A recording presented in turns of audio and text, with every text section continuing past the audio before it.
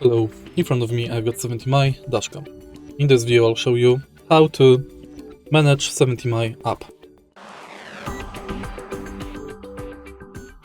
Firstly, make sure that your dashcam is connected with smartphone via Wi-Fi, and now go to 70MAI app.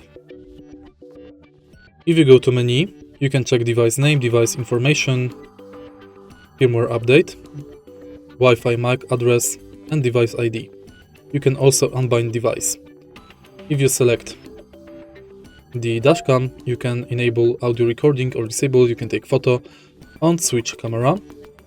You can go to album, and in settings you can manage all settings that are available on the dashcam settings. If you find this video helpful, please leave like, comment and subscribe.